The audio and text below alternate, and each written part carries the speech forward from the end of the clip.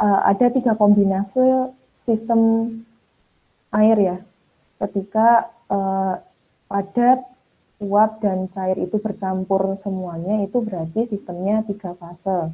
Nah, kemudian contoh yang lain mengenai fase ya, perhitungan jumlah fase, yaitu ini. Jadi ketika ada reaksi dekomposisi kalsium karbonat ya, membentuk kalsium oksida dan karbon dioksida. Nah, di sini ada 3 fase, yang mana terdiri dari 2 fase padatan, yaitu padatan CaCO3 dan padatan CaO, kemudian dan satu fase gas, yaitu CO2. Nah, kenapa padatan di sini dianggap 2 ya, 2 padatan? Karena CaCO3 ini tidak bergabung secara homogen dengan CaO, sehingga dianggapnya fasenya 2. Jadi seperti itu ya. Jadi fase itu dianggap satu fase saja ketika suatu campuran itu dianggap memiliki fase 1 saja ketika campuran tersebut homogen. Tapi kalau campuran tersebut tidak homogen, maka ya tidak bisa dianggap satu fase. Jadi tergantung dari berapa komponennya, seperti itu. Kemudian lanjut mengenai pengertian komponen. Nah, sebelum komponen, kita membahas terlebih dahulu mengenai konstituen. Jadi kalau konstituen itu adalah spesies kimia, baik berupa ion atau molekul yang terdapat dalam sistem. Kemudian untuk jumlah komponen adalah jumlah spesies kimia minimum yang diperlukan untuk menggambarkan keadaan sistem. Kemudian bagaimana cara menghitung jumlah komponen, yaitu jumlah komponen sama dengan jumlah spesies atau konstituen kimia dikurangi dengan jumlah persamaan reaksi dan kesetimbangan kimia yang terjadi. Nah, ini ketika dikurangi ketika ada suatu reaksi. Seperti misal pada contoh yang C ini, karena ada reaksi maka jumlah komponennya dikurangi dengan satu reaksi. Namun ketika kita mengetahui pada sistem air dan sistem air Na sulfat ini kan tidak ada reaksi ya. Jadi jumlah komponen itu sama dengan jumlah spesies atau konstituen kimianya saja. Jadi misal dalam sistem air. Jadi komponennya apa saja dalam sistem air ini? Kan hanya ada H2O saja ya, hanya ada air saja. Maka jumlah komponen pada sistem air itu hanya satu. Kemudian sistem air Na sulfat, ini membentuk suatu larutan ya, membentuk suatu larutan natrium sulfat. Nah, di sini ada berapa komponen? Ada 2 komponen, yaitu komponen air dan komponen natrium sulfat. Karena di sini tidak ada proses reaksi ya, hanya proses pelarutan saja, sehingga menghasilkan suatu larutan natrium sulfat. Karena tidak ada reaksi, maka jumlah komponen sama dengan jumlah konstituennya, yaitu air dan natrium sulfat. Nah, kemudian yang C ini berbeda, karena C ini adalah suatu reaksi ya. Jadi ada suatu reaksi kalsium karbonat menghasilkan CaO dan CO2, maka berapa jumlah komponen? Jumlah komponen itu adalah konstituen dikurangi jumlah persamaan reaksi yang mungkin terjadi. Nah, untuk komponennya itu ada berapa? Untuk konstituennya itu ada berapa? Ada 3. Yang pertama itu adalah CaCO3, kemudian yang kedua adalah CaO, dan yang ketiga adalah CO2. Jadi ada 3 konstituen. 3 konstituen dikurangi satu reaksi, karena ini adalah suatu reaksi kimia, sehingga dihasilkan jumlah komponennya itu adalah 2. Nah, ini merupakan bagaimana cara menghitung jumlah komponen. Kalau tadi yang pertama adalah jumlah fase, yang ini adalah jumlah komponen. Kalau jumlah fase tadi itu ada fase uap, fase cair, dan fase gas. Apakah campuran itu bercampur sempurna atau tidak? Atau kalau bercampur sempurna atau homogen berarti bisa kita anggap satu fase. Kalau tidak bercampur homogen berarti merupakan fase yang berbeda gitu. Kemudian di sini kalau jumlah komponen sama dengan jumlah konstituennya ketika tidak merupakan suatu reaksi. Kalau ada reaksi berarti dikurangi dengan reaksi yang mungkin terjadi untuk menghitung jumlah komponennya. Nah, selanjutnya kita menghitung derajat kebebasan. Nah, derajat kebebasan itu adalah jumlah variabel intensif bebas yang diperlukan untuk menyatakan keadaan sistem tersebut. Jadi, berapa variabel bebas yang diperlukan untuk menyatakan suatu keadaan sistem. Nah, nanti mungkin akan lebih paham di slide selanjutnya ya. Jadi, pengertiannya seperti ini. Derajat kebebasan adalah jumlah variabel intensif bebas yang diperlukan untuk menyatakan keadaan sistem tersebut. Kemudian aturan fase inilah yang akan menghubungkan antara jumlah komponen, jumlah fase, dan derajat kebebasan dari suatu sistem. Jadi menurut aturan fase ini ada rumusnya sebagai berikut. Yang mana derajat kebebasan sama dengan jumlah komponen dikurangi jumlah fase ditambah 2. Nah, ini merupakan rumus dari aturan fase yang menghubungkan antara derajat kebebasan, jumlah komponen, dan jumlah fase.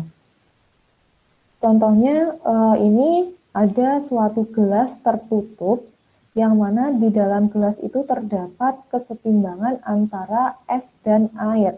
Maka berapa derajat kebebasan dari sistem tersebut? Nah, gimana caranya? Jadi kita hitung pertama kali, kita menghitung jumlah komponennya berapa dalam sistem ini. Komponennya hanya ada satu saja kan ya, air. Air dalam sistem ini komponennya hanya saja air, H2O, maka komponennya 1. Kemudian berapa jumlah fase? Jumlah fasenya itu ada 2, yaitu S yang berupa fase padat. Kemudian yang kedua adalah air yang berfase cair. Jadi ada 2 fase jumlahnya. Kemudian kita hitung berapa derajat kebebasan. Derajat kebebasannya yaitu adalah C kurangi P plus 2. C-nya itu adalah 1, jumlah komponen 1, H2O saja. Kemudian jumlah fasenya itu 2, yaitu fase padat dan fase cair, ditambah 2, sehingga ketemulah derajat kebebasannya itu adalah 1, yang artinya jika tekanannya kita buat bebas atau tertentu, maka suhu dan komposisinya kita dapat ketahui. Nah, itu seperti itu. Seperti itu untuk penjelasan mengenai derajat kebebasan. Selanjutnya, ini ke bagian yang inti ya, diagram fase. Jadi seperti yang dijelaskan di awal bahwa kalian diminta untuk mengetahui komposisi suatu zat atau fase dari suatu zat itu dengan membaca dari diagram fase. Jadi nanti kita akan belajar mengenai diagram fase pada sistem 1 komponen, sistem 2 komponen, dan sistem 3 komponen. Jadi diagram fase sendiri ini adalah diagram yang menggambarkan keadaan sistem. Komponen dan fasenya itu bagaimana yang dinyatakan dalam 2 dimensi, gambaran 2 dimensi. Kemudian untuk diagram fase sendiri ini terbagi menjadi 3 macam. Diagram fase 1 komponen ya, sistem 1 komponen. Maksudnya ini dalam diagram fase ini melambangkan hanya untuk satu komponen saja, misal diagram fase air, seperti itu. Kemudian yang kedua, diagram fase sistem 2 komponen. Jadi diagram fase ini nanti melambangkan 2 komponen, misal komponen toluen dan benzen yang bercampur secara homogen. Nah, biasanya untuk diagram fase sistem 2 komponen ini dinamakan dengan diagram fase biner, yang nanti terbagi menjadi fase cair uap, fase cair-cair, dan fase cair padat. Jadi nanti kita akan membahas mengenai 3 fase ini ya, 3 interaksi antara fase cair uap, fase cair-cair, dan fase cair padat. Kemudian yang ketiga itu adalah kita akan membahas mengenai diagram fase sistem 3 komponen yang biasanya dinamakan diagram fase terner. Ya, ada 3 ini ya, kita akan bahas bagaimana cara membaca diagram-diagram tersebut. Nah, ini kita akan bahas mulai dari sistem satu komponen. Jadi saya gambarkan, saya tampilkan ya, untuk sistem satu komponen itu adalah diagram fase air. Jadi hanya satu komponennya itu adalah air. Nah, untuk diagram fasenya itu adalah sebagai berikut yang ada di sebelah kanan. Nah, di sini ada penjelasannya. Jadi garis C sampai D. Garis C sampai D itu melambangkan garis didih.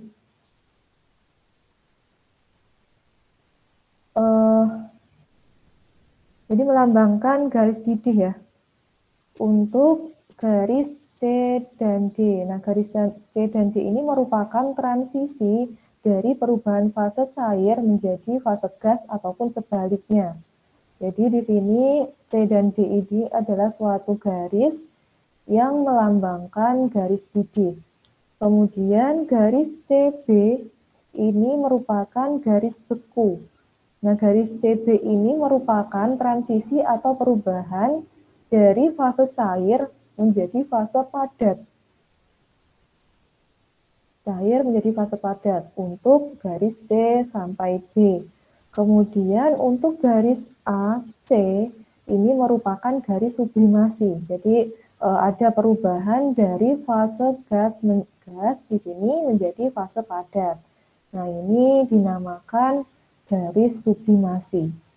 Nah, jadi dipahami ya, kalau untuk satu komponen, jadi ada biasanya kalian pelajari ya titik didih, kemudian titik beku, kemudian titik sublimasi, kemudian ada lagi titik triple. Titik triple ini merupakan perpotongan garis didih, garis beku, dan garis sublimasi. Jadi di sini titiknya. Nah, untuk titik triple ini, untuk satu komponen fase air ini ya hanya satu di sini saja ya. Hanya di titik ini, untuk tekanan yang rendah. Kemudian nanti kalau untuk tekanan yang tinggi, mungkin ada beda lagi. Jadi kalau untuk sampai tekanan rendah, itu biasanya ada satu titik triple yang itu merupakan titik perpotongan antara garis didih, garis beku, dan garis sublimasi. Nah, ini dinamakan titik triple. Ini hanya satu saja untuk pada fase air tekanan yang rendah gitu. Nah, biasanya kalau kalian kan ini ya, pada satu ATM ingin mencari berapa titik didihnya, kita bisa melihatnya dari diagram fase ini.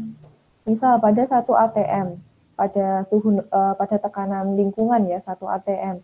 Nah, berapa titik didih dari air, kita dapat menariknya sampai menuju ke garis antara C dan D ini. Nah, di sini kita dapat mengetahui ditarik ke bawah sehingga suhu didihnya itu adalah 100 Celcius. Kemudian berapa titik beku dari air pada tekanan satu ATM, kita juga dapat menarik garis dari satu ATM ini menuju ke garis C dan D hingga B, C ke B ya. Sehingga nanti setelah itu ketika sudah menempel di garis CB, maka kita tarik garis ke bawah. Kita dapat mengetahui bahwa titik bekunya itu adalah 0 derajat Celcius. Jadi seperti itu untuk membaca dari diagram fase ini.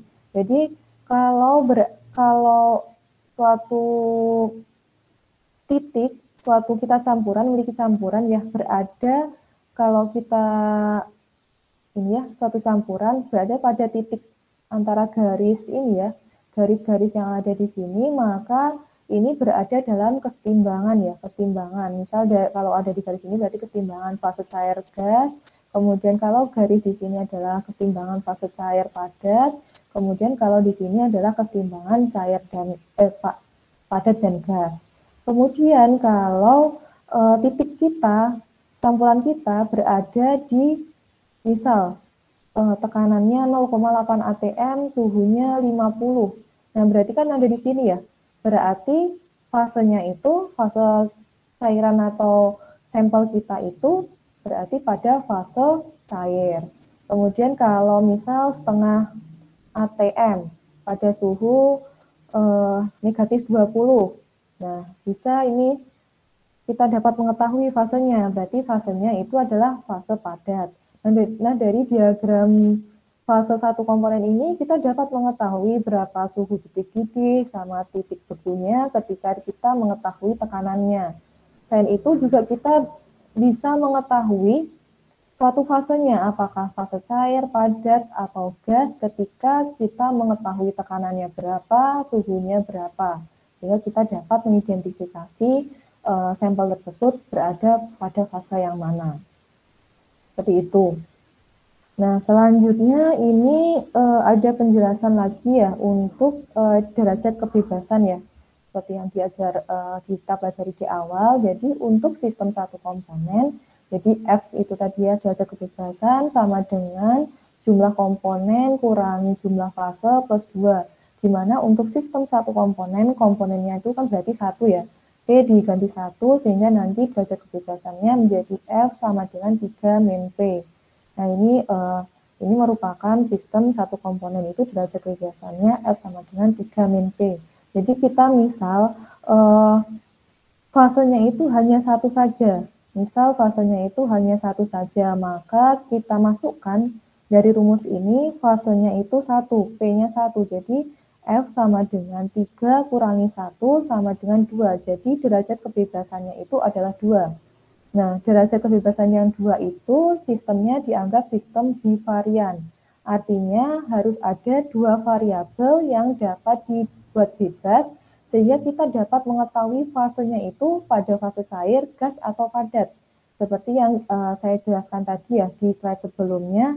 Jadi misal kita harus mengetahui tekanan dan suhunya itu berapa sehingga kita dapat mengetahui fasenya itu pada fase cair, gas, atau padat. Jadi kita harus membuat 2 variabelnya ya, membuat variabel itu tertentu terlebih dahulu, yaitu dengan cara misal tekanannya tadi berapa ya, misal 0,5 di sini ya, 0,5 di sini, kemudian suhunya itu 70.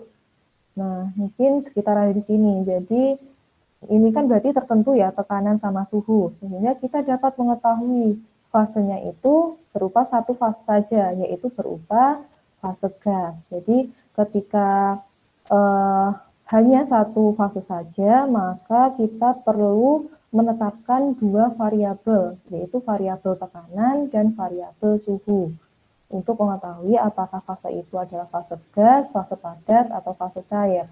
Seperti itu. Kemudian kalau kita ingin mengetahui ketika suatu sampel itu pada kesetimbangan, jadi variabel yang diubah-ubah itu hanya satu saja. Jadi di sini kan tadi derajat kebebasan sama dengan 3 min P, yang mana jumlah fasenya nanti diubah menjadi 2, sehingga derajat kebebasannya itu hanya satu saja, yang mana satu variabel saja yang dapat diubah. Jika suhunya sudah ditetapkan, maka tekanan tidak bisa diubah.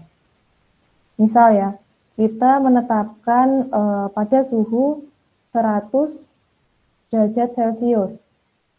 Menetapkan suhu pada 100 derajat Celcius, kemudian pada tekanan berapa, sehingga diperoleh kesetimbangan uap cair ini. Nah, berarti tekanannya yaitu pada tekanan 1 atm. Seperti itu. Jadi kita harus menetapkan suhu tetap terlebih dahulu, satu dianggap tetap terlebih dahulu, baru kita dapat mengetahui tekanannya ketika ada 2 fase. Jadi misal ini suhunya 0 derajat, nah, ketika ingin mengetahui kesetimbangan antara gas dan padat, berarti kita harus menariknya pada garis AC ini. Jadi, kalau sudah ada suhu 0 derajat Celcius, kemudian kita tarik, kita tidak perlu menetapkan tekanan. Jadi, dari diagram fase, kita langsung mengetahui tekanannya berapa. Ketika sudah diketahui suhunya 0 derajat, kemudian ingin mengetahui tekanan ketika berada pada fase kesetimbangan padat dan gas. Nah, di sini. Jadi nanti kita tarik ke kanan. Sehingga diperolehlah tekanannya berarti ya misal 0,3 atm. Seperti itu. Selanjutnya ketika ada 3 fase berada dalam keseimbangan, berarti derajat kebebasannya itu 0. Jadi tidak ada yang divariasikan atau diubah-ubah, karena ya ini untuk 3 fase kan hanya ada satu titik saja, di titik bagian sini, di titik triple point ini ya, di titik triple atau triple point. Karena jadi di sini kalau 3 fase tidak perlu diketahui berapapun ya, tidak perlu ditentukan atau dibuat bebas baik tekanan maupun suhunya, karena sudah pasti untuk 3 fase ya. Kalau suatu sampel berada dalam 3 fase, berarti ya pasti pada titik ini, pada titik triple, yang mana tekanannya adalah segini, kemudian suhunya adalah segini. Ya, jadi seperti itu. Nah, ini gambaran dari ini lagi ya, diagram fase untuk air. Jadi misalkan, jadi kalian diminta untuk mengidentifikasi titik-titik A, B, C, D, dan E. Nah, kemudian A, B, C, dan D, dan E ini bagaimana cara mengidentifikasi ini ya, fase yang ada pada titik A, B, C, D, dan E itu, yaitu bisa kita identifikasi dari grafik ini ya, atau dari diagram ini. Misal, nah ini kan kalau dilihat ya, misal kita memiliki campuran yang pertama itu adalah pada titik A ya, pada titik A. Nah pada titik A ini, sampel masih berada dalam fase uapnya saja. Jadi dalam fase uap air saja. Nah, di sini semua sampel berada pada fase uap. Kemudian ketika didinginkan, sampel A ini didinginkan hingga suhu TB didinginkan hingga suhu TB, maka sampel berada pada keseimbangan uap air, uap cair ya, uap cair, keseimbangan uap cair. Jadi yang awalnya sampel berupa fase uap, nah pada keseimbangan ini ada 2 fase, yang mana ada fase uap dan fase cair. Nah, di sini ada keseimbangan fase uap dan fase cair. Nah, namun untuk fase cairnya itu baru muncul, cairannya itu baru muncul, jadi belum banyak untuk fase cairnya. Masih banyakkan dalam bentuk fase uap, kemudian sedikit fase cair, karena masih pada garis keseimbangan uap cair. Nah, selanjutnya ketika B didinginkan lagi hingga pada titik C ini, maka sampel menjadi fase cair saja, karena pada daerah ini merupakan satu fase liquid saja. Jadi ketika C pada ini ya, pada titik C, sampel hanya berfase cair saja karena berada pada satu daerah fase saja. Hanya berada pada satu daerah fase saja, sehingga sampel untuk C ini hanya fase cair saja, jadi air saja, air murni. Kemudian ketika titik C ini, sampel pada titik C itu diturunkan suhunya lagi, berarti kan bergeser ke kanan ya, pada hingga mencapai titik D, maka berada dalam keseimbangan padat cair.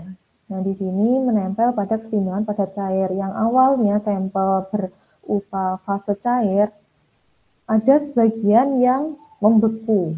Jadi cairan mulai membeku ketika pada titik D. Nah, pada titik D ini ada 2 fase, fase cair dan fase padat. Kemudian kalau diturunkan lagi suhunya, maka cairan akan membeku keseluruhan, karena di sini ada pada daerah fase padat semua. Jadi seperti itu ya untuk pembacaan dari diagram fase satu komponen. Jadi kalau berada di sini, itu berarti adalah fase uap. Kemudian kalau di bagian daerah sini, area sini, berarti fase cair. Kemudian kalau Di daerah sini adalah fase padat. Kemudian kalau menempel pada garis kesetimbangan, ya ini berarti kan ini kan letaknya di antara vapor sama liquid ya, berarti kesetimbangan uap cair. Kemudian nah di sini berarti ada dua fase, jadi ada fase cair dan fase uap. Kemudian kalau ada di kesetimbangan ini berarti kan ada kesetimbangan fase cair padat atau padat cair. Nah di sini berarti ada dua fase, baik ada fase padat dan fase cair. Kemudian kalau di bagian sini berarti kan tadi ya kesetimbangan garis sublimasi. Jadi di sini timbangan uap padat. Nah, di sini ada dua fase juga, yaitu fase padat dan fase cair. Jadi ada dua fase untuk airnya. Jadi seperti itu untuk pembacaan dari grafik ini. Jadi grafik sistem satu komponen. Nah, selanjutnya, ya mungkin dari sini mungkin ada yang ditanyakan terlebih dahulu saja. Untuk sistem satu komponen, atau sudah jelas?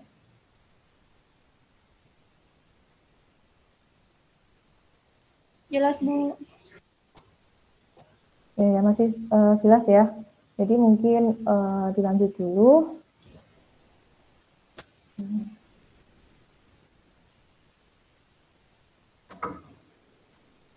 Dilanjut dulu ya. Nah, di sini ada persamaan Clausius-Clapeyron. Jadi persamaan Clausius-Clapeyron ini ya untuk penurunannya mungkin nanti kalian pelajari sendiri ya. Jadi penurunannya kalian pelajari sendiri. Nanti dari hasil penurunan itu diperolehlah rumus yang paling bawah ini. Nah, dari rumus yang paling bawah ini kalian dapat mengetahui pengaruh suhu terhadap tekanan uap. Pengaruh suhu terhadap tekanan uap ataupun sebaliknya. Jadi nanti tekanan uap berapa sehingga kalian dapat mengetahui suhunya berapa. Misal dari sebentar ya. Dari diagram ini ya tadi, diagram ini tekanan uap 1 atm diperoleh suhunya itu adalah titik didihnya itu adalah 100 derajat Celcius. Nah, ini merupakan ini ya.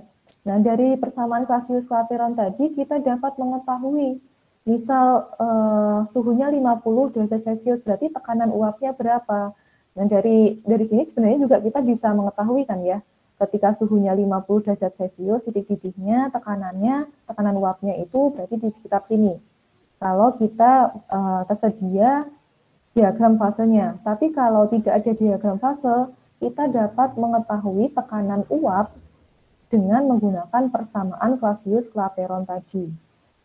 Jadi rumusnya seperti ini. Ln P per P aksen ini adalah, P bintang ini adalah yang dicari, sama dengan min delta H vapor per R kali seperti min T yang akan dicari, T bintang. Misalnya, ini ada contoh ya. Ada contoh soal seperti berikut. Jadi kita diminta untuk menghitung tekanan uap. Ini ya, bentar.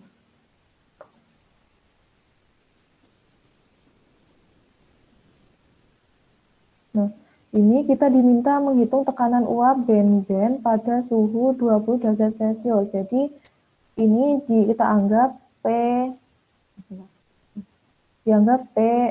bintang ya, P bintang yang dicari, tekanan uap dari suatu benzen pada suhu 20 derajat Celcius atau 293 Kelvin. Ini T bintang pada suhu 293 Kelvin.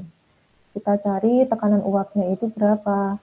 Ketika diketahui suhu didih benzen pada 1 atm itu adalah 353 Kelvin. Jadi ini adalah P-nya ya. P yang diketahui, kemudian ini adalah T yang diketahui. Titik didih yang diketahui. Kemudian ini adalah delta H vapor. Nah, berdasarkan persamaan Clausius-Clapeyron, jadi kalian masukkan ini P-nya itu adalah 101, jadi nanti kan yang diketahui kan berarti ada P 101 kPa, kemudian T-nya itu adalah 353 Kelvin, kemudian T bintang itu adalah 293 Kelvin, maka P tekanan uap pada suhu 293 itu berapa? Nah, sebenarnya kita bisa melihatnya dari diagram fase tadi yang seperti saya jelaskan. Tapi kita juga bisa menghitungnya dengan menggunakan persamaan Clausius-Clapeyron ini. Yaitu dengan seperti ini, rumus ini. Jadi kita masukkan ln P, P-nya 101 kPa per P bintang yang dicari sama dengan min 30.800 Joule per mol. Jadi perlu diperhatikan ya, ini karena satuannya masih kilojoule, maka perlu dibuat joule terlebih dahulu, atau nanti R-nya yang dalam bentuk kilojoule. Jadi jadi satuan itu perlu dimasukkan ya kalau perhitungan. Jadi agar perhitungannya itu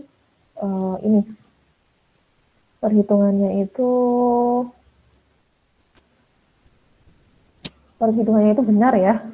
Kalau satuannya salah kan berarti nanti perhitungannya salah. Jadi ini delta H vapornya 30.800 Joule per mol dibagi R 8,314 Joule per Kelvin mol dikali seper T yang diketahui ya, T353 kurangi seper T yang ingin dicari tekanan uapnya berapa. Nah, dari sini pokoknya diperoleh perhitungan sehingga nanti T-nya ketemu 11,7 kilopascal. Nah, jadi seperti itu ya untuk mengetahui. Jadi sebenarnya kan diagram fase itu kalau air tadi kan seperti ini. Nah, jadi ini adalah P, ini T. Nah, dari diagram fase kita dapat mengetahui tekanan uapnya itu dengan cara misal ini pada 50, misal ini pada 50 Celcius ya. Berarti kan kita tinggal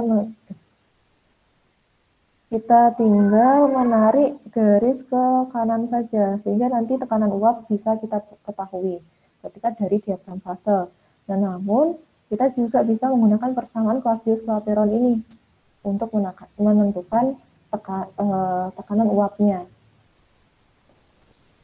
Jadi ada dua cara ya untuk menentukan tekanan uap pada suhu tertentu. Nah, kalau dilihat dari sini ya, semakin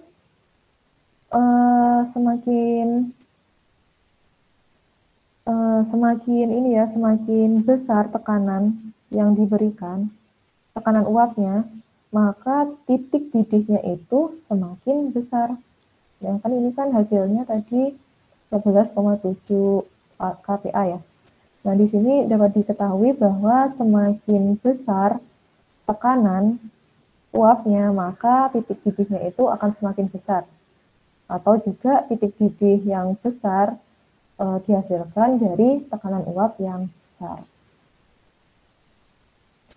Nah, selanjutnya seperti itu ya untuk sistem satu komponen, mungkin penjelasannya seperti itu. Kemudian lanjut mengenai sistem dua komponen. Nah, seperti yang saya jelaskan tadi, kalau sistem dua komponen itu berarti ada dua komponen yang bercampur, baik itu bercampur sempurna ataupun bercampur sebagian. Nah, di sini untuk fase cair uap ini dianggapnya bercampur sempurna ya. Dianggapnya bercampur sempurna dulu. Nanti ada juga contoh ketika suatu cairan bercampur sebagian. Nah, kalau grafik yang ini, dua ini itu ketika bercampur sempurna. Jadi fase cair uap yang bercampur sempurna untuk komponennya. Nah, tadi kalau untuk sistem komponen kita mengetahui titik didih, titik leleh atau titik beku dan titik sublim. Kemudian kalau sistem dua komponen itu berbeda, bukan titik didih lagi ya. Jadi ada bubble point dan dew point. Nah, nanti untuk derajat kebebasan mungkin kalian baca sendiri saja ya untuk penjelasannya. Langsung saja ke grafik-grafiknya. Jadi di sini kalau untuk sistem dua komponen kita tidak bukan lagi tentang titik didih atau titik beku ya, tapi lebih ke bubble point dan dew point. Jadi berbeda. Perlu diingat kalau satu komponen itu adalah titik didih, titik beku. Kemudian kalau untuk dua komponen itu dinamakan bubble point dan dew point. Nah, untuk bubble point itu adalah titik di mana gelembung uap pertama kali terbentuk di dalam suatu cairan pada saat dipanaskan sesuai dengan tekanan yang diberikan. Jadi seperti itu. Ini adalah ketika suhu bubble point ya. Suhu bubble point itu adalah suhu di mana ada suatu cairan pertama kali membentuk gelembung. Nah, itu dinamakan suhu bubble point. Kemudian kalau dew point itu adalah suhu di mana tetes cairan terbentuk pertama kali di dalam fase uap pada saat didinginkan sesuai dengan tekanan yang diberikan. Dan jadi kalau bubble point itu dari fase cair kemudian terbentuk gelembung pertama kali itu dinamakan bubble point. Kalau dew point itu dari fase uap membentuk fase cair, membentuk tetes cairan pertama kali itu dinamakan dew point. Jadi seperti itu, bukan lagi boiling ataupun yang satu komponen. Nah, di sini ada dua grafik ya, ada dua grafik fase cair uap ya.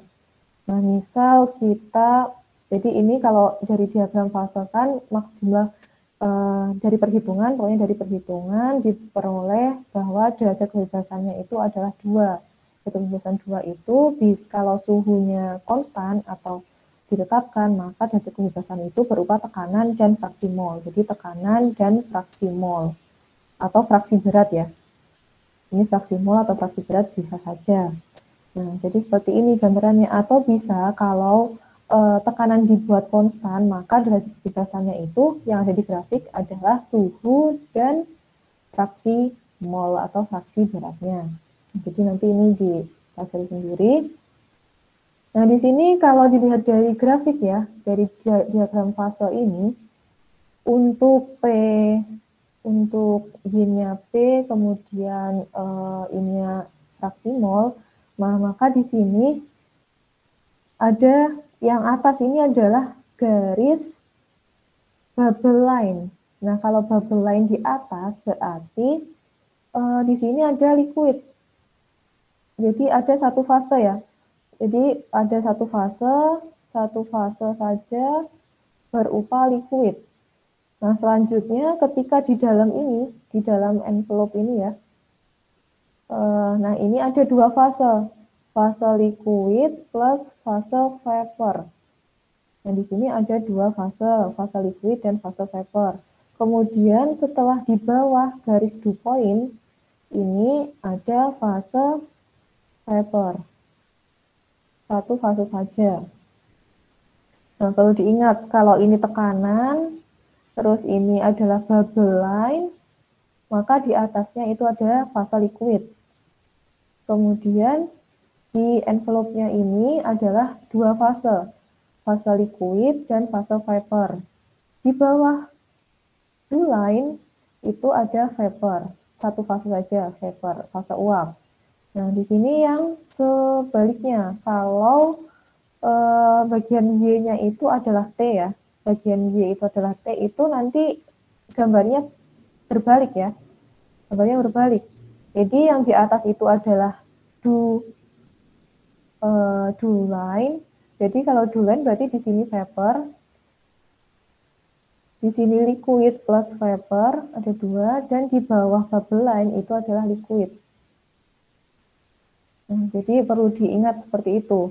Nah, kenapa? Jadi kan kalau kita bayangkan saja ya, semakin tinggi tekanan itu suatu sampel atau cairan akan menjadi fase liquid. Misalkan gas ya, gas LPG itu kan ya disimpan pada tekanan tinggi ya di dalam tabungnya. Jadi kan karena tekanan fase tinggi akan membentuk fase cair. Jadi semakin tinggi tekanan, akan membentuk fase cair. Yang perlu diingat itu. Nah, ketika berada di tengah-tengah envelope ini ada dua fase, liquid dan vapor, kemudian di tekanannya rendah itu akan membentuk vapor. Kemudian kalau tekanan suhunya dinaikkan, ya, kalau air saja ya, kalau air dididihkan gitu kan ya, misal air dididihkan itu kan semakin tinggi suhunya akan membentuk fase vapor. Jadi seperti itu. Kalau tekanan dinaikkan semakin tinggi maka akan bentuk liquid. Kalau suhu dinaikkan akan membentuk fase vapor. Kemudian kalau di tengahnya di antara ini, di antara bubble line dan dew line itu dua fase, kemudian di bawah bubble line itu ada fase liquid. Nah, jadi seperti itu untuk sistem dua fase. Jadi untuk sistem dua komponen, untuk dua komponen itu bubble line dan dew point yang diketahui. Nah, selanjutnya bagaimana kita mencari tekanan uap total pada suatu sistem dua komponen fase cair uap. Nah, caranya itu mungkin juga sudah dipelajari ya di pertemuan sebelum UTS mengenai hukum Raoult. Nah, hukum Raoult ini digunakan untuk larutan yang ideal, yang mana nanti kita dapat menentukan tekanan uap totalnya. Tekanan uap total itu adalah penjumlahan dari tekanan uap A dan tekanan uap parsial B. Nah, bagaimana cara menghitung tekanan uap parsial A, yaitu fraksi mol A pada fase cair dikali dengan tekanan uap murni dari A. Nah, kemudian untuk tekanan parsial B itu sama dengan fraksi mol B pada fase cair dikali tekanan uap murni B. Nah, biasanya untuk tekanan uap murni B ini, tekanan uap murni dari suatu komponen, itu biasanya diperoleh dari persamaan 6 poin. Nah, biasanya kalau nanti kalian ketika kelas 2 mempelajari tentang termodinamika ataupun operasi teknik kimia, untuk mencari tekanan parsial, tekanan uap murni itu kalian menggunakan persamaan 6 poin. Namun kalau untuk sekarang tekanan uap parsial kita berikan saja nilainya, jadi sudah diketahui. Nanti makanya untuk keseimbangan fase ini sangat berguna sekali ya untuk nanti belajar termo maupun OTK. Terutama kalau OTK itu terkait distilasi ya, kalau untuk yang sistem dua komponen fase cair uap ini. Jadi perlu dipahami bagaimana cara membaca dari suatu grafik ini. Nah, jadi seperti itu. Tekanan uap total itu adalah PA plus PB. Nah, di sini ini adalah untuk larutan ideal. Jadi contoh untuk larutan ideal itu adalah benzen yang bercampur dengan toluen. Kemudian ada juga etanol plus dengan ini dan metanol ya. Metanol. Kemudian ada juga heksana dan hektana. Itu adalah contoh dari larutan ideal ya. Larutan ideal itu adalah larutan yang bercampur secara homogen gitu.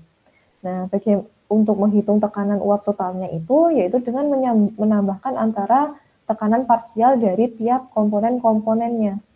Nah, tekanan uap itu melambangkan ini ya, bubble point ya. Melambangkan bubble point dari suatu di grafik ini.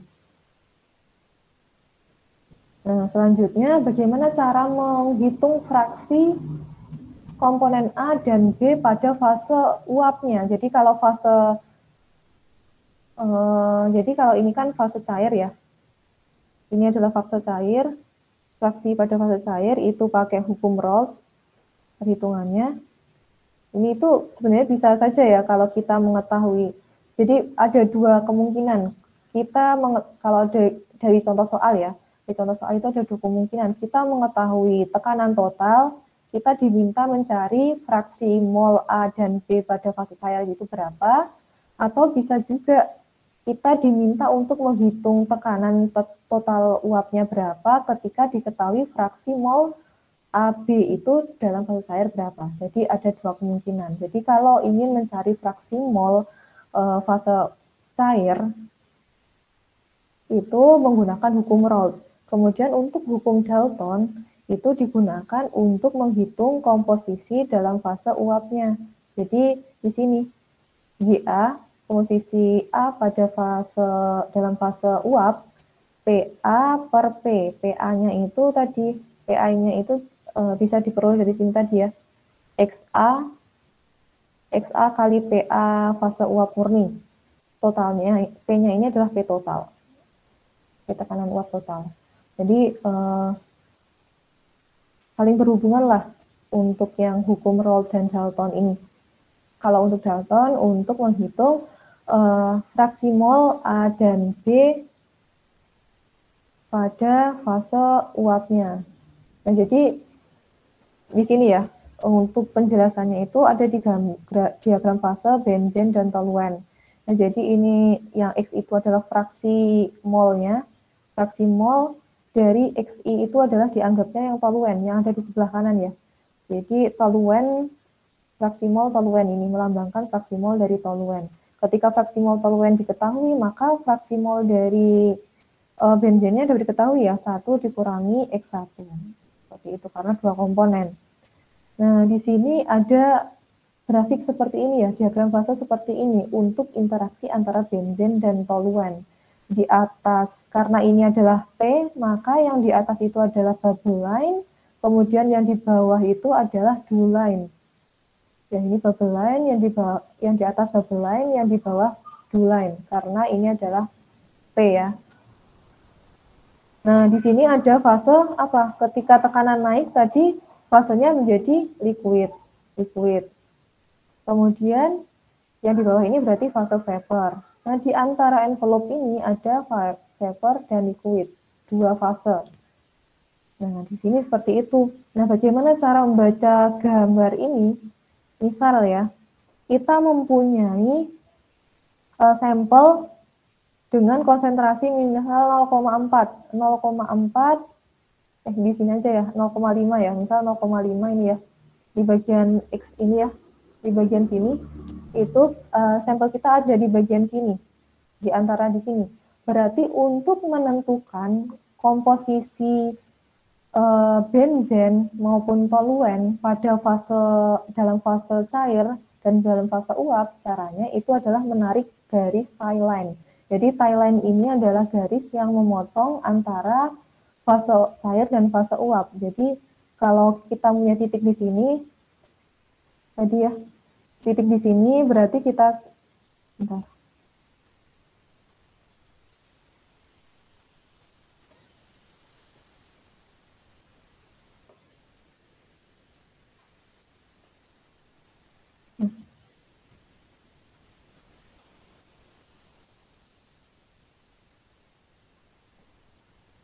Nah, kalau titiknya, sampel kita ada di titik ini ya, di X ini ya. Nah, kalau ingin mencari komposisi di fase cair dan fase uap untuk benzen dan toluen, kita harus menarik garis tie line ini. Tarik garis lurus ya, tarik garis lurus sehingga nanti akan diperoleh titik di sini L di garis bubble line sama di garis dew point line. Nah, dari sini nanti, di sini itu berarti, jadi nanti kita ini ya.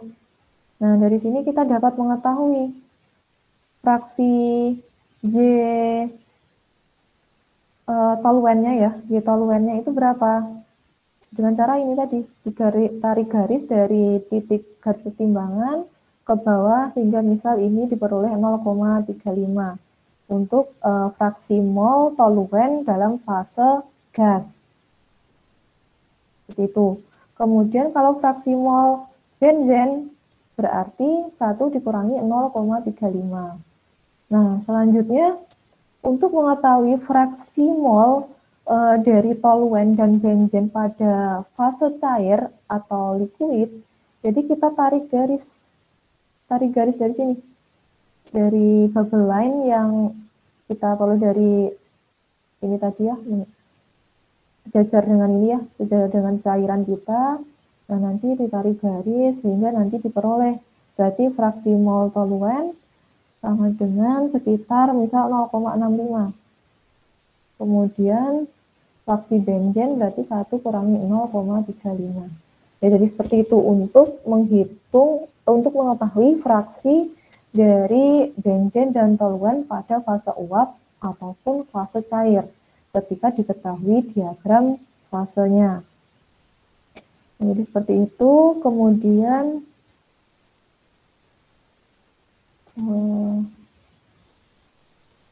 ya, ini ada contoh soal ya. Misal kita ingin diminta menghitung tekanan uapnya ya, tekanan uap totalnya ketika diketahui komponen-komponennya pada fase cair. Jadi ini misal ini adalah mol aseton, asetonnya adalah 3 mol, kemudian ada mol kloroform. Jadi ini ada campuran kloroform dan aseton dicampur pada fase cair pada suhu 35 derajat Celcius. Nah, ingin diminta tekanan uap jenuhnya itu berapa antara aseton dan kloroform tersebut. Bukan tekanan jenuh sih, tekanan uapan larutan. Tekanan uap larutan. Ketika diketahui bahwa campurannya itu ada 3 mol aseton dan 2 mol kloroform pada suhu 35 derajat Celcius. Nah, jadi kita cari dulu fraksinya, fraksi aseton dan fraksi kloroform. Kemudian nanti menghitung tekanan parsial dari aseton itu sama dengan fraksi mol fase cair aseton dikali tekanan uap jenuh dari asetonnya berapa. Ini P aseton ya. P aseton, kini P kloroform. Tekanan uap murninya tadi ya. Kalau yang berdasarkan hukum Raoult ini. Jadi tekanan hukum Raoult ini. Jadi untuk menghitung tekanan uap total larutannya itu bagaimana? Seperti itu. Hukum Raoult ini, hukum Raoult tadi ya. Hukum Raoult untuk mencari tekanan uap totalnya. Ketika diketahui fraksi mol aseton dan fraksi mol kloroform pada fase cair dan juga diketahui tekanan uap murni dari aseton dan kloroform, sehingga kita dapat menghitung tekanan totalnya dari tekanan totalnya ya. Nah, ini juga bisa sebaliknya ya, seperti yang saya bilang tadi. Misal kita ketahui hanya tekanan uap total. Ketika kita ketahui tekanan uap total saja, berapa fraksinya, itu juga bisa kita hitung ya harusnya ya. Jadi ya ini. Jadi sebaliknya nanti kita bisa hitung kalau diketahui tekanan uap total larutannya, fraksi mol dari tiap komponen bisa dihitung. Jadi bisa berbalikan gitu. Ketika diketahui fraksi mol, kita dapat menghitung tekanan uap larutannya. Kalau kita mengetahui tekanan uap total, kita dapat mengetahui fraksi dari tiap komponennya. Jadi nanti mungkin di tugas akan dibalik gitu ya. Nah, selanjutnya ini untuk membaca dari diagram fase cair uap ini. Nah, jadi ini ada tekanan. Paradisi tekanan berarti semakin tinggi tekanan akan bentuk fase liquid. Kemudian di antara bubble line dan dew line, bubble line yang di atas ya, bubble line dan dew line, maka ini ada liquid dan vapor, kemudian di bawah ada vapor. Nah, ini dimisalkan kita mempunyai suatu sampel awalnya itu dengan konsentrasi di sini, konsentrasi XA misal 0,8 ya, 0,8 pada tekanan sekian. Nah, pada di sini awal sampel kita. Kemudian ketika tekanan dari sistem itu diturunkan hingga mencapai P1, maka akan terbentuk apa? Yang awalnya fase liquid akan terbentuk dua fase karena berada pada keseimbangan liquid dan fase vapor. Ini ya. Di bubble line. Karena di bubble line berarti ada jadi sebagian cairan akan menguap tadi membentuk gelembung. Dan di sini jadi komposisi dari A1 yang ada di ini ya, di A1 ini adalah berarti cairan, fasenya itu fase cairan, dan sejumlah kecil atau trace elemen itu adalah fase uap hadir pada A1 aksen. Nah, untuk komposisi dari fase cairannya itu kita dapat menarik garis sehingga diperoleh di sini untuk komposisi dari fase cair.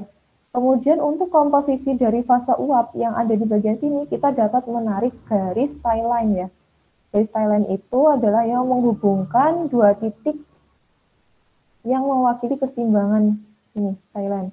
Nah, di sini fase uap yang ada di sini komposisinya itu ya dari sini, diperoleh dari sini nanti sekitar 0,9 A. Untuk fraksi mol A-nya itu adalah 0,9 untuk fase uapnya. Jadi seperti itu ya.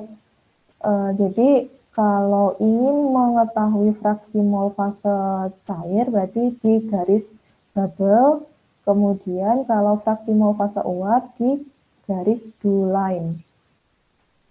Nah, di sini. Jadi nanti pada titik ini A1 aksen ini pada titik A1 itu ada dua fase, yaitu fase liquid dan sejumlah kecil fase uap.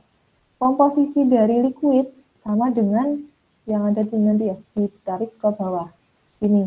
Kemudian untuk komposisi dari fase uap, kita tarik garis tie line dan diperolehlah fase uap yang ada di A1 ini sama dengan fase uap yang A1 aksen ini. Sekitar 0,9 untuk fraksi mol A-nya. Nah, selanjutnya ketika tekanan dari sampel itu, dari sistem itu diturunkan lagi hingga mencapai A2 aksen 2 ini ya. A2 aksen 2 ini, maka nah di sini berarti ada dua fase ya, karena berada di dalam envelope. Envelope yaitu berarti ada dua fase, fase liquid dan fase vapor. Fase uapnya itu semakin banyak ya pada A2 aksen ini. Semakin banyak fase uapnya dan fase cairnya itu akan berkurang dibandingkan yang ada di sini. Jadi di sini ketika A2 aksen 2 ini ada dua fase, fase liquid dan fase vapor. Nah, untuk menentukan komposisi dari fase liquid, ya kita tarik garis tie line ini ya. Kita tarik garis tie line, kemudian fase cairnya itu kita tarik garis. Nah, di sini. Nah, nanti ini adalah komposisi fase cair pada A2 aksen 2 ini. Misal sekitar 0,6. Kemudian fase uapnya itu komposisinya sekitar ada di sini. Jadi misal sekitar 0,8 gitu kan ya. Nah, selanjutnya ketika sampel dari A2 aksen 2 itu diturunkan tekanannya lagi mencapai dew line ya. Dew line itu maka di sini akan terbentuk fase uap semuanya ya. Hampir sebagian besar itu fase uap dan sejumlah kecil fase cair saja. Kemudian untuk komposisinya sama, jadi kita tarik garis tie line. Nah, untuk komposisi fase uap sama dengan ini. Kemudian untuk komposisi fase cairnya itu adalah di sini, misal 0,5 untuk fraksi A-nya. Nah, kemudian kalau tekanannya diturunkan lagi hingga mencapai A4 ini, maka hanya ada fase uap saja. Jadi kalau di luar envelope itu ada hanya satu fase, kemudian kalau di dalam envelope itu ada dua fase, liquid dan vapor. Kalau berada pada titik ini ya, garis bubble line atau dew line, kalau bubble line berarti banyak fase cair dan sejumlah kecil fase uap. Kalau di do-line berarti banyak sekali fase uap dan sejumlah kecil fase cair untuk komposisinya. Nah, di sini tadi kan kalian sudah ini ya, misal di A2 aksen ini ya. Jadi di A2 aksen ini kan ada A2 aksen 2 ini kan ada dua fase, liquid dan vapor. Nah, bagaimana cara menghitung berapa jumlah yang ada, berapa jumlah liquidnya dan berapa jumlah vapornya? Kita dapat menggunakan ini lever rule ya. Ini apa ya, hukum tuas namanya, hukum tuas. Jadi untuk menentukan berapa jumlah yang ada di fase cair dan berapa jumlah yang ada di fase gas. Kan tadi kalau dari grafik ini baru kita ketahui komposisinya ya, komposisi fraksi dari tiap fase cair dan fase gas. Nah, untuk menentukan jumlahnya itu berapa, misal 30 atau 40, nah itu kita menggunakan aturan tuas ini. Jadi misal ya, tadi ini kita ada di sini. Ada di sini ya, untuk sampel kita. Nah, jadi kita tarik garis tie line.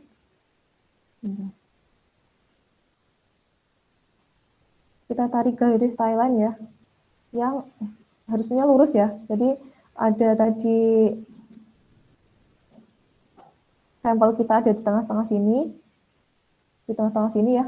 Di tengah-tengah sini. Kemudian kita tarik garis tie line yang nanti akan diperoleh. Nah, di sini nanti kita peroleh, ini adalah komposisi, jadi X, misal XA, ini kan A ya misalnya, kita anggap A, jadi XA ya, ini XA-nya itu sekitar 0,5. Kemudian berarti XB-nya itu, XB sama dengan 1-0,5. Kemudian berapa komposisi fase uap? Kita tarik garis di sini. Misal anggaplah ini ya 0,8 gitu ya. Ini 0,5 tadi. Jadi GA-nya adalah 0,8. Kemudian YB sama dengan 0,2. Jadi seperti itu ya. Jadi kalau ada sampel berada di tengah-tengah ini, berarti kita tarik garis tie line untuk mengetahui komposisi di fase cair dan fase uap. Tapi perlu diketahui dulu, ini di sini itu dew point atau bubble point. Kalau di bubble point itu melambangkan komposisi fase cair, kemudian kalau dew point itu adalah melambangkan komposisi fase uap. Nah, jadi di sini nanti kita tarik garis ke bawah, kemudian diperoleh 0,5, sehingga fraksi A itu adalah 0,5, kemudian fraksi B 1 dikurangi 0,5, sehingga 0,5 juga. Nah, kemudian berapa fraksi di fase uap? Fase uap, jadi tarik garis sampai dew line, kemudian tarik ke bawah, ketemulah 0,8, misal 0,8 untuk fraksi A di dalam fase uap. Kemudian fraksi B di fase uap 0,2, 1 dikurangi 0,8. Nah, selanjutnya kita ingin mencari berapa jumlah atau rasionya ya. Kita ingin mengetahui rasio jumlah dari yang ada di fase cair dan yang ada di fase uap, yaitu dengan cara hukum tuas ini. Hukum tuas. Jadi misal ini kita anggap tadi ya. Ini berarti kan 0,5. Terus yang di dew point tadi 0,8. Misal sampel kita itu 0,6 lah ya. Jadi ada 0,6 sampel kita. Sampel kita itu ada komposisinya adalah di 0,6 pada tekanan tertentu. Nah, di sini kita bagaimana cara menghitung rasio jumlah zat baik yang ada di fase uap maupun di fase cair ataupun di fase uap, yaitu dengan cara hukum tuas ini. Jadi ini ya, ini kan berarti rasio jumlah yang ada di fase cair dibagi dengan jumlah zat yang ada di fase uap sama dengan panjang dari fase, ya awalnya kan rumusnya ini ya. Kemudian dari sini nanti diperoleh ini. Nah, nanti rasio jumlah zat yang ada di fase cair dibagi rasio jumlah zat di fase uap sama dengan panjang dari ini berarti kan dari sini sampel ke sini. Dari sampel ke sini berarti kan 0,8 dikurangi 0,6. Nah, dibagi dengan panjang ini. Panjang ini berarti kan 0,6 dikurangi 0,5. Sehingga 0,2 dibagi 0,1 ya.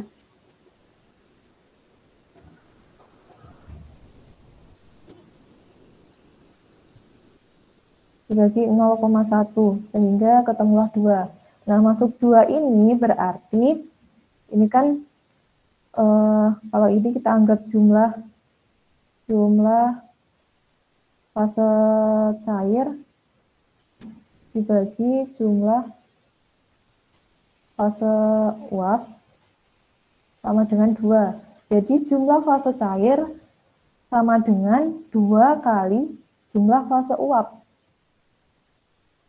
Jadi jumlah fase cairnya itu banyaknya 2 kali jumlah fase uap.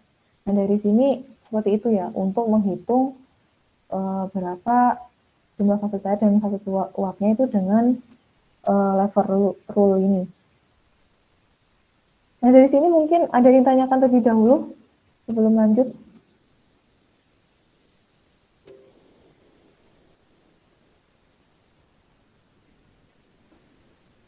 Gimana? Ada yang ditanyakan atau sudah cukup jelas?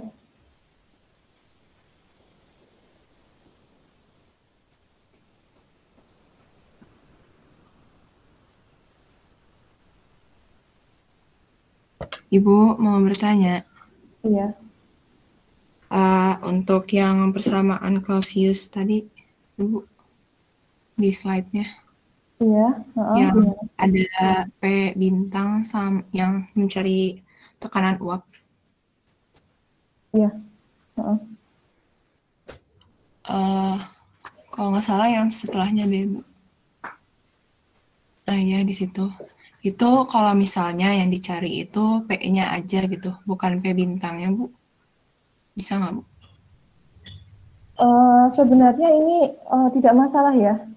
Jadi ini tuh maksudnya kalau P itu adalah P yang diketahui, P bintang itu adalah P yang dicari. Ini sama saja. Sama saja kalau mau menggunakan yang dicari itu adalah P, berarti ya nanti yang diketahui itu dimasukkan di P bintang dan suhunya juga dimasukkan di P bintang. Oh iya, Bu. Makasih, Bu. Paham, Bu.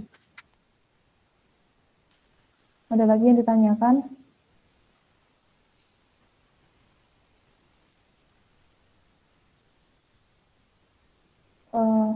Bagaimana? Sudah paham atau bagaimana? Sebelum kita lanjut. Ibu mau bertanya, Bu? Iya. Ngelanjutin yang tadi, Bu. Kalau untuk persamaan P sama P bintang itu ada nggak, Bu? Kayak misalkan P itu setengahnya P bintang gitu, Bu. P itu setengahnya. Maksudnya ada persamaannya nggak, Bu? Enggak ya? Enggak ada. Yang kan ini kan tadi untuk menentukan tekanan uap ini ya. Untuk menentukan tekanan uap dari suatu senyawa ketika suhunya diketahui. Jadi kalau suhu didihnya diketahui, berarti tekanan uapnya berapa, seperti itu. Jadi tidak ada rumus setengah atau itu. Kan untuk mencari tekanan uap itu bisa menggunakan persamaan ini atau menggunakan diagram ini tadi ya. Menggunakan diagram yang ini. Diagram ini ya, misal yang diketahui suhunya 50 derajat Celcius, sehingga nanti titik didihnya itu berarti ditarik garis ke kesetimbangan garis CD ini, kemudian ditarik ke sini. Tekanan uapnya itu ada di sini, seperti itu. Jadi untuk menghitung tekanan uap itu pakai diagram fase ini, ataupun dengan rumus yang tadi. Jadi itu sudah tertentu ya, sudah fix gitu. Sudah tetap untuk persamaannya. Tidak ada tambahan persamaan lain.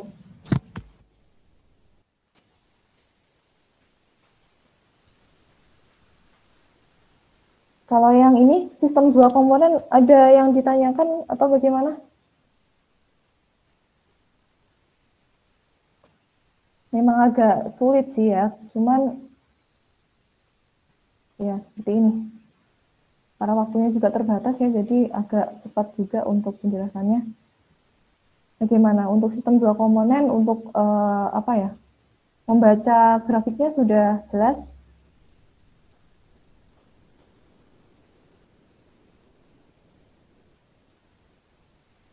Bagaimana? Saya menunggu jawaban dari kalian ya, sebelum saya lanjutkan. Takut nanti tidak jelas semua, jadi susah gitu nanti lanjutannya.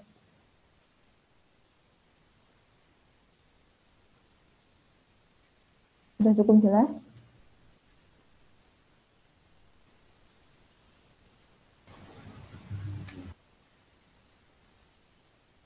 Ibu mau bertanya lagi, Bu? Iya. Untuk hukum tuasnya, Bu, yang 0,506 itu dari mana ya, Bu? Iya. Jadi ini kan ya, kita bentar. Oh, 0,6, Bu. Kita ulangi lagi ya. Kita ulangi Iya, Bu. lagi ya. Jadi misal kita punya sampel di titik ini ya. Sampelnya itu awalnya memiliki komposisi A, jadi ini A ya, misal di A, komposisinya itu adalah 0,5, tadi 0,5 ya? Saya juga lupa juga, tadi berapa, 0,5 ya kayaknya. Nah, 0,5, 0,6 misalnya, 0,6 ya. Iya, Bu. Misal 0,6. Sampelnya kita mempunyai sampel 0,6. Nah, berarti kan titiknya di sini ya. Kalau pada tekanan tertentu, kemudian sampel kita memiliki komposisi 0,6, berarti berada di dua fase ini. Nah, berarti dari dua fase, kemudian kalau kita ingin mengetahui fraksi di fase cair dan fase gas pada ini, berarti kita harus membuat garis tie line. Jadi kita garis, jadi ini titiknya tadi, titik sampel, kemudian kita buat garis tie line. Nah, dari tie line ini kita dapat mengetahui fraksi dari ini berarti kan di sini bubble ini sini kan bubble line ya. Bubble line, sehingga ini adalah fraksi cairnya. Fraksi cair misal adalah 0,5. Jadi kita ketahui bahwa XA sama dengan 0,5 sehingga XB itu menjadi 0,5 karena 1 dikurangi 0,5. Kemudian kalau ingin mengetahui komposisi di fase uap, jadi di bagian lain dari do line, kemudian ditarik garis ke bawah, misal ketemu 0,8. Nah, berarti kan ini adalah fraksi A di fase uap itu adalah 0,8. Kemudian fraksi cair, fraksi B-nya di fase uap itu adalah 0,2. Di sini sudah dipahami ya, dari sini. Ya, Bu. Berarti untuk tie line-nya itu harus horizontal, Bu? Iya, harus horizontal. Jadi horizontal, kemudian kita mengetahui, kalau ingin mengetahui komposisi di fase uap dan fase cair, kita tarik horizontal, tie line itu. Nah, selanjutnya kalau kita ingin mengetahui jumlah dari fase air, fase cair, dan fase uap, itu berapa, yaitu dengan menggunakan hukum tuas ini tadi. Jadi ini misal, ini kan dibuat ini ya, lebih gede, ini tuh dibuat dari lebih gede ini. Jadi ini itu tadi sama dengan 0,5. Kemudian ini sampel kita ada di 0,6. Kemudian ini ada di garis dulai 0,8. Nah, bagaimana cara mencari rasio jumlah zat yang ada di fase cair dibagi dengan di fase uap, sama dengan ini adalah panjang dari alfa 1 beta ini ya, I beta ini ya. Nah, panjang I beta ini kan berarti sama dengan 0,8 dikurangi dengan 0,6. Sudah paham dari sini? Kan ini panjangnya dari sini sampai sini ya. Dari sini sampai sini. Satu I beta tadi itu tuh dari sampel ke do line. Kemudian untuk satu alfa, I alfa itu diperoleh dari sampel menuju ke bubble. Jadi 0,6 dikurangi 0,5. Jadi ketemulah 0,2 dibagi 0,1 sama dengan 2. Jadi jumlah fase cair dibagi jumlah fase uap sama dengan 2. Jadi dari sini kan dapat diketahui bahwa jumlah fase cair sama dengan 2 kali fase uapnya. Sudah paham?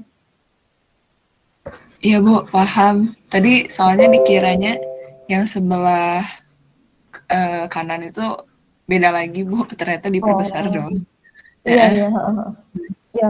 Iya, makasih Bu. Iya. Yang lain ada yang ditanyakan lagi?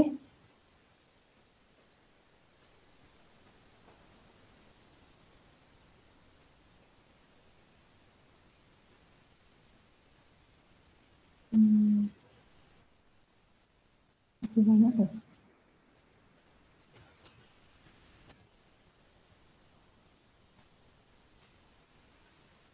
Gimana, ada yang ditanyakan lagi terkait ini?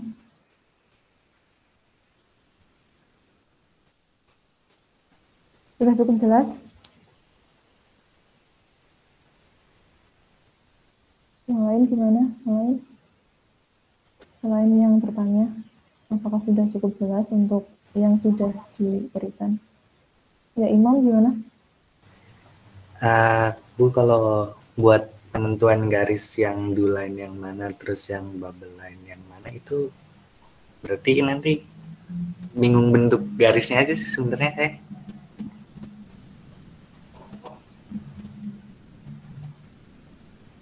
Gimana? Menentukan garis do line, bubble line ya. Nah, Iya. jadi misal ini kan tekanan ya, ini kan Y-nya tekanan. Jadi kan seperti yang saya jelaskan tadi bahwa tekanan itu semakin besar tekanan akan menjadi fasenya itu fase cair, karena kan semakin tinggi tekanan akan bentuk fase cair. Nah, di sini pasti ada fase cair. Nah, yang berhubungan dengan fase cair itu pasti adalah garis bubble line. Kemudian di sini berarti kan semakin kecil tekanan itu adalah bentuk fase cair, fase uap. Nah, yang bersinggungan dengan fase uap itu adalah do line. Jadi seperti itu untuk menentukan, karena di sini tidak dijelaskan ya mana bubble line dan do line.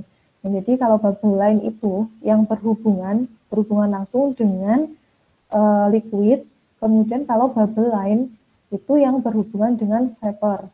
Karena dilihat dari definisinya sendiri ya, kalau bubble line itu adalah dari fase cair hingga terbentuk pertama kali gelembung. Nah, jadi kan dari fase cair terbentuk gelembung itu dinamakan bubble. Nah, jadi bubble itu berarti yang bersinggungan dengan fase cair. Kemudian kalau do line, penjelasannya kan terbentuk cairan pertama kali dari suatu fase uap yang didinginkan. Jadi kan dari fase uap membentuk fase tetesan cairan pertama kali, berarti kan dari uap jadi cair, berarti kan yang do line itu yang berhubungan dengan fase uapnya, yang berhubungan langsung dengan fase uap. Jadi yang ini liquid, karena liquid, jadi garisnya itu adalah garis bubble. Kemudian kalau di sini adalah vapor, berarti yang di sini adalah garis do line. Nah, untuk fraksi cair biasanya digunakan untuk mengetahui bubble line itu untuk mengetahui fraksi cair. Kemudian kalau do line untuk mengetahui fraksi uap yang ada di fase uap. Seperti itu, Imam. Bagaimana? Baik Bu, sudah lebih paham. Iya. Oh, ini setelah ini ada kuliah lagi atau bagaimana ya? Ada K3LL, Bu. Tepat waktu ya biasanya?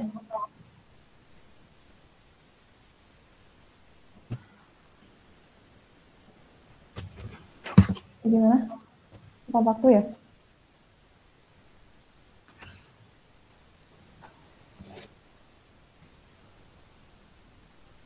Karena materi keseimbangan fase ini juga belum selesai, berarti kita lanjut minggu depan saja ya.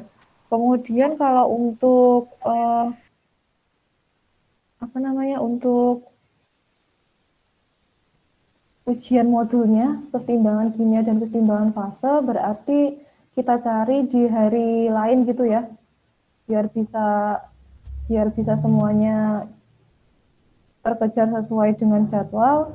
Jadi untuk minggu depan kita bahas untuk ini ya, keseimbangan fase, sama nanti sedikit penjelasan mengenai soal dari ini ya, pembahasan tugas dari keseimbangan kimia kemarin.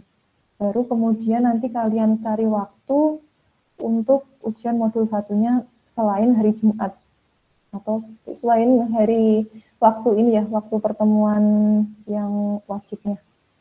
Seperti itu saja ya, karena memang ini kayaknya untuk penjelasannya masih kurang sepertiganya lagi sih. Kalau seperti itu bagaimana?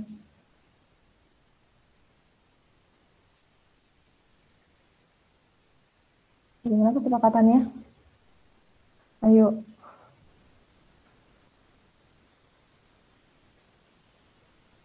Kenapa diam semua?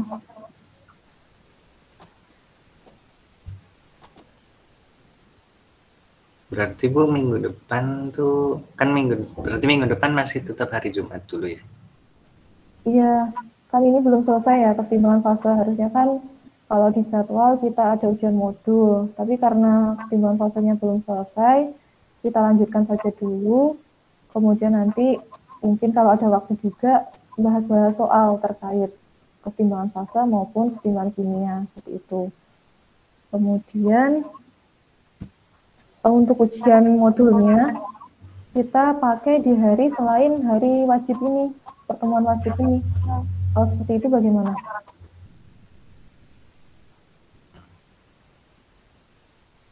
Kalau saya sih nggak masalah sih Bu. Ya, yang lain gimana kalau seperti itu? Dari saya nggak masalah juga sih. Saya juga, Bu. Saya juga, Bu. Iya. Saya juga, Bu. Ya sudah ya. Jadi karena ini juga sudah waktunya sudah selesai. Jadi kita akhiri saja pertemuan hari ini, kemudian dilanjutkan di hari Jumat. Mungkin nanti untuk ujian modulnya bisa hari Sabtu atau Minggu ya, nggak apa-apa ya. Cuma 1 jam aja sih. 1 jam aja untuk ujian modulnya. Seperti itu. Saya akhiri pertemuan hari ini. Terima kasih. Gimana Muhammad? Ibu izin tanya Ibu, apakah modul ini udah ada di grup Ibu? Udah dibagikan? Oh, nanti saya berikan di Google Classroom ya. Jadi semua materi nanti akan berikan di Google Classroom. Baik Ibu, terima kasih. Iya, jadi nanti dipelajarin juga ya. Biar nanti bisa lebih cepat. Kalau ada yang ditanyakan juga bisa lebih jelas gitu kan ya nanti. Nanti akan saya bagikan di Google Classroom untuk materi hari ini. Terima kasih ya. Ada lagi yang ditanyakan? Sudah cukup ya? Cukup. Terima kasih. Wassalamualaikum warahmatullahi wabarakatuh. Waalaikumsalam warahmatullahi wabarakatuh. Terima kasih, Bu. Terima kasih, Bu.